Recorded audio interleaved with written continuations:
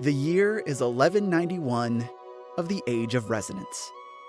Autoria, queenless and uneasy, casts a long shadow across Lear. But beyond this world and this living realm, there lies the Drift, a place between, where stories linger and souls prepare for all else. We find ourselves in the gallery of a partially rebuilt structure in the Drift. Two figures, one of flesh and one of metal, both dressed in nearly matching suits, lift ageless stone and shift it neatly onto one of the interior walls. The Warforged moves to the large book atop the central pedestal and flips through its pages. A painting glimmers to life in a corner of the gallery. Baith Sashir, ever the opportunist, standing atop the marble steps of Outward Enterprises' new headquarters in Velia. The city's chaos has proven lucrative. With Exarch's agents desperate for friends and Atorian nobles desperate for anything, Baith finds himself at the center of a swirling storm of politics and, unexpectedly, in possession of a fortune. Rather than keep it for himself, he sends a hefty sum west, to the orphanage in Port Wayworth, where Archibald Theodore Cromwell grew up. The funds arrive as new boots, warm blankets, and well-stocked pantries. And for the first time in years, the children of Port Wayworth wake to the smell of cinnamon and fresh bread, their laughter echoing through freshly painted halls. As the Warforged flips back through the book, another portrait changes. Ibarra. She stands at the edge of the wound, gazing out at the churning waters with Saint Sebastian, the golden immortal who poses in his gaudy and rather elaborate outfit. He's speaking mid-monologue to an audience of stone and water. Together, they unearth the cathedral's secrets and set about reminding the world of legends that might have been safer left buried. Their work is delicate and strange, drawing curious pilgrims and, on certain nights, a chorus of echoing, unfamiliar prayers.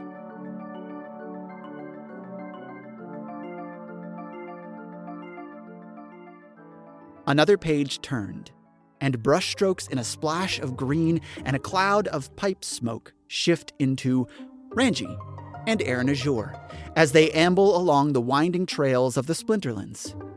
Ranji boasts to anyone who will listen that he actually helped save the continent, while Aaron pins songs that are half memory, half hallucination. Their travels leave behind stories in every village. The goblin and the blue-haired god of drugs who sing of 4 heroes that no one's ever heard of.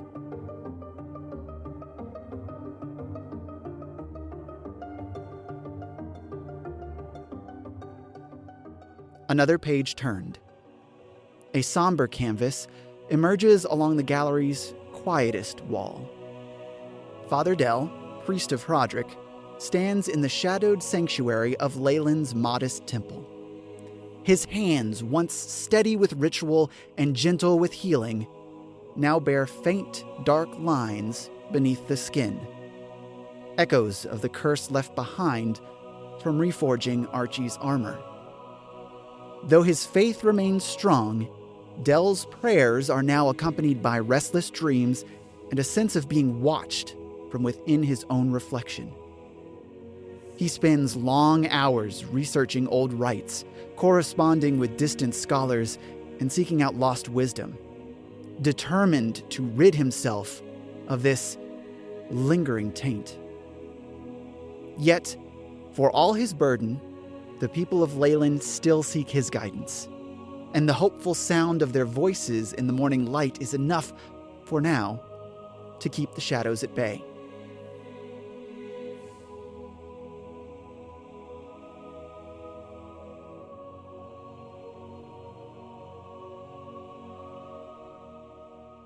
Next, a pair of gilded portraits glimmer side by side. In the first, Reginald Hugo Cromwell, tall, sharp-eyed, and clad in the motley regalia of the court of jesters, strides through the marble halls of Velia. Under the tutelage of Elias Finch, he has become more than just an entertainer. He is a clever agent, a secret broker of balance who treads the delicate line between noble ambition and the will of the people. Behind his practiced grin, Reggie sees everything. In the second portrait, Victor Rodney Cromwell sits quietly in the candlelight of a study, eyes dark with new understanding.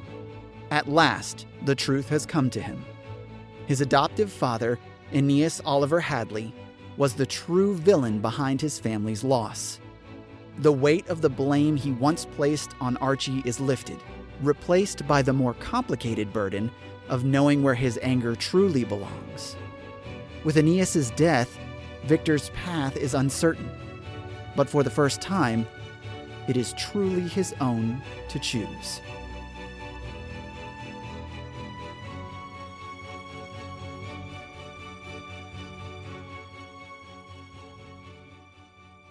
Next, a singular, somber portrait flickers to life.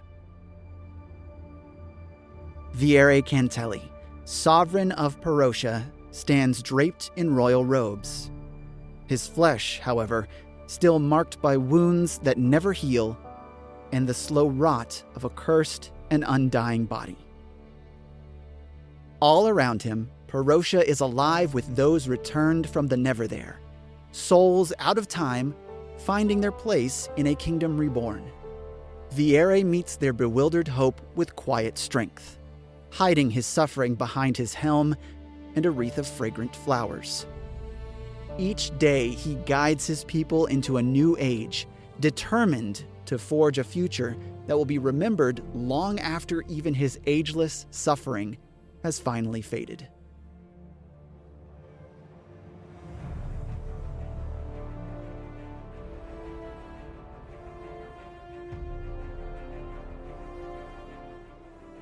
A crooked, lively painting swings on its peg.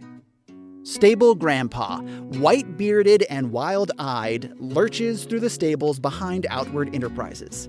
A mismatched pair of boots and a carrot clamp between his teeth.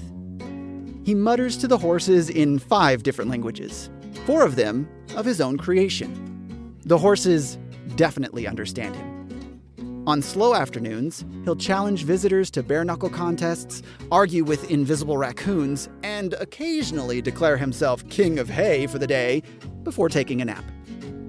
Baith keeps him on payroll out of some combination of pity and genuine fear, and because, despite the madness, Stable Grandpa's horses are always the best groomed in Velia, especially David Hasselhoof.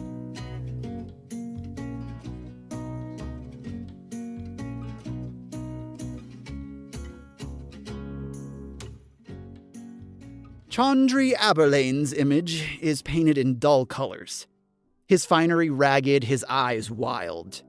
He disappears into the golden haze of Exarch, trailed by the ghosts of debts unpaid and promises broken. No longer the haughty lord, Chaundry now pebbles secrets and strategies to any Exarchan noble who will listen, hoping to trade his knowledge of Etoria's weaknesses for a second chance, or at least a safe bed. But a steadier hand holds the wheel on another canvas. Deneth Aberlane, no longer simply a rich man's son, stands beside Margbark as first mate, scanning the horizon with hope. He is confident and, unlike his father, loyal to his chosen family. The two chase answers on how to mend the sundered and restore what was lost, growing closer in purpose as they wander. Where once Deneth followed for lack of options, now he leads with heart, charting courses for places no map dares name.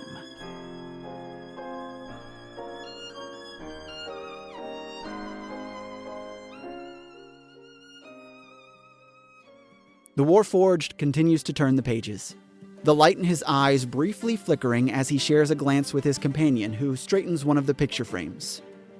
The paintings respond as the Warforged lands on a new, dog-eared page. Margbark Smoth. The surfaces of the paintings ripple as new stories bubble up in oil and pigment. In some scenes, the half-elf pirate stands on the deck of his small ship, sunlight glinting off his gem eye. Beside him, Deneth watches the horizon. In the other paintings, Margbark sits at a cluttered desk, scribbling letters and riddles to friends both living and dead. There is always movement in his images, a sail caught by the wind, a flask raised in toast, the blur of cities sailing past as he searches for what was severed. Some images are stranger. Margbark staring into a silvered mirror, a shadow moving behind his own. The blade, old and whispering, lying across an open map. The sea, a swirl of mist and splendor, cascading down the edge of the world beneath unfamiliar stars. No matter the scene, Margbark is always seeking.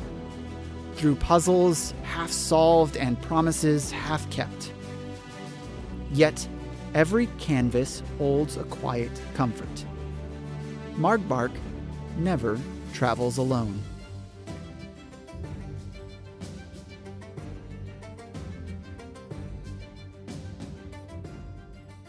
The Warforged stops on an entry listed in the T section. T-Sun, Osiris. The paintings on the half-complete walls of the gallery begin to stir. The colors swirl and stretch as these images shift into something new. In each frame, we see a halfling with white hair twisted into 2 long braids, wearing a pair of golden glasses. In most of the paintings, she's traveling, venturing to the towns most affected by the blight of Tivian and the Palace of Withering Stone. She'd been to some of these towns with her companions, but a few, like Arcus, were new. But then the light shifts. A new scene takes center stage, rendered in exuberant color and motion. Osiris stands beneath a garland archway, surrounded by plains of flowing grasses and a crowd that can only be described as rowdy. At her side is half-orc Strong-Guy, grinning from tusk to tusk, his massive hand gently holding onto hers. Around them, an ocean of half-orcs cheers, weeps, and jostles for the best view. There's half-orc's half-brother, beaming as he balances atop a barrel to reach eye level with the rest of the family. Distant relatives, most green-skinned, some broad, some tall, all impossibly loud, belt out songs and dance in circles until the ground shakes.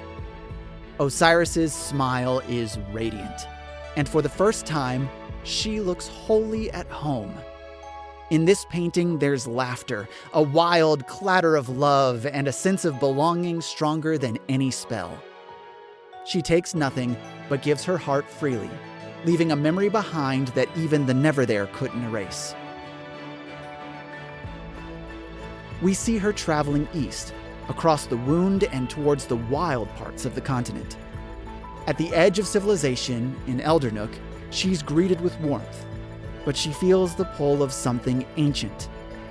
The Fey forest to the north calls to her inner nature, and one day, with half-orc at her side and a bouquet of flowers in her hand, she steps beneath the ancient trees, vanishing into the green unknown.